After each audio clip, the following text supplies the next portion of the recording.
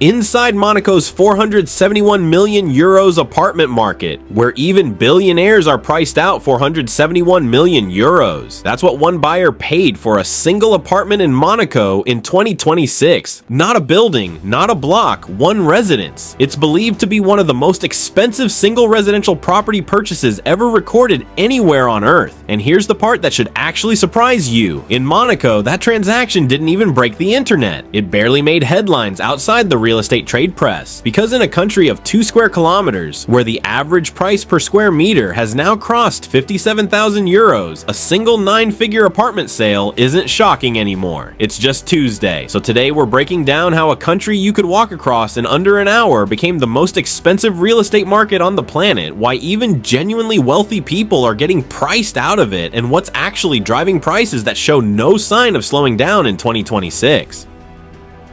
The skepticism is fair if your first reaction is a prices this high can't be sustainable. This has to be a bubble. That's a completely reasonable instinct. Real estate markets built on ultra-wealthy demand have crashed before. Dubai in 2009, parts of London after Brexit uncertainty, plenty of speculative markets that looked unstoppable right up until they weren't. So the honest question worth asking is Monaco actually different, or is it just the next market waiting to correct? The answer, according to the people who actually track this data, is that Monaco's market behaves nothing like a typical speculative bubble. And the reason comes down to something almost embarrassingly simple once you understand it. The fundamentals, why Monaco can't just build more housing. Every real estate market that gets too expensive eventually has one release valve: build more supply, more apartments, more towers, more land brought into development, and prices eventually cool off. Monaco doesn't have that release valve because Monaco doesn't have more land. The entire country is 2.08 square kilometers, roughly the size of a large golf course, and it's been that size for essentially its entire modern history. When developers want to add space, their only real option is reclaiming land directly from the Mediterranean Sea, an enormously expensive engineering project that adds at most a small percentage to the country's total footprint every few decades. That's the fundamental mechanism driving everything else in this story. Normal cities respond to high demand by expanding outward or upward. Monaco can inch outward into the sea slowly and at massive cost, and that's essentially it. Supply is not just limited, it's mechanically, physically constrained in a way almost no other market on Earth has to deal with.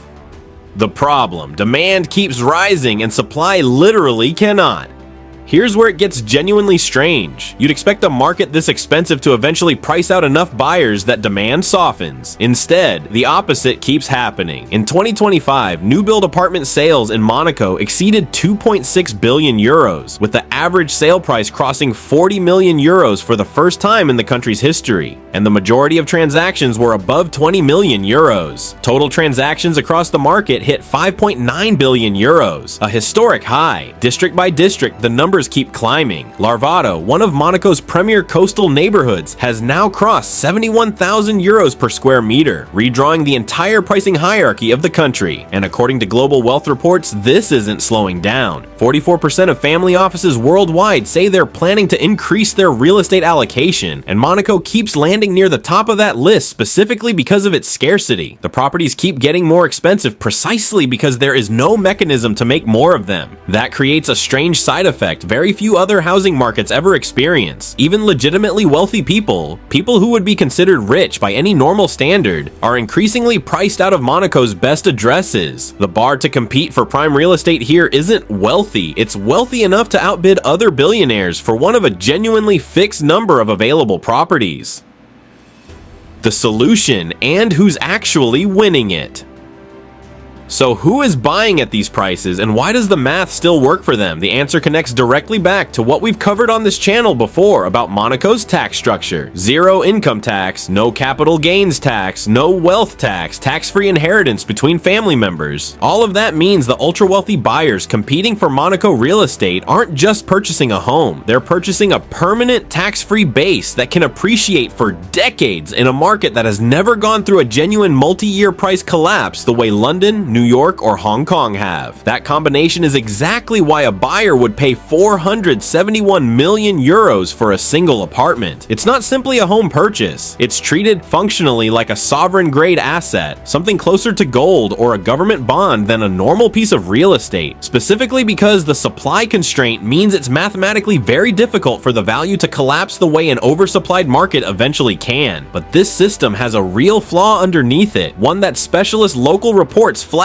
directly. Monaco's real estate sector has drawn scrutiny over capital flows from politically exposed and sanctioned individuals, and the country was placed on an international financial monitoring gray list, even though, notably, that listing hasn't meaningfully slowed international buying activity. The same secrecy and stability that make Monaco attractive to legitimate wealth also make it attractive to money that has murkier origins, and regulators are still working through how to separate the two without undermining the market that makes the country function. The proof: the yachts are the same story, just floating, the exact same dynamic. Extreme scarcity meeting extreme demand plays out every September when the Monaco Yacht Show takes over the harbor, turning it into what's essentially a floating showroom for the most expensive private vessels on the planet. The largest yachts in the world now regularly run past $700 million, with some approaching the $1 billion mark, carrying crews upward of 80 to 100 people just to operate. These aren't simply boats. They're floating real estate with the same scarcity logic as Monaco's apartments. There are only so many shipyards on Earth capable of building a 150-meter super yacht, and only so many berths in Port Hercules able to actually dock one during the events that matter most. That scarcity is precisely why owning both a Monaco apartment and a Monaco Marina berth has become one of the clearest status signals in global wealth. You can't simply buy your way into either one on short notice. Prime berths are typically secured years in advance, the same way prime real estate listings rarely reach the open market before being sold privately among a small circle of brokers and existing residents.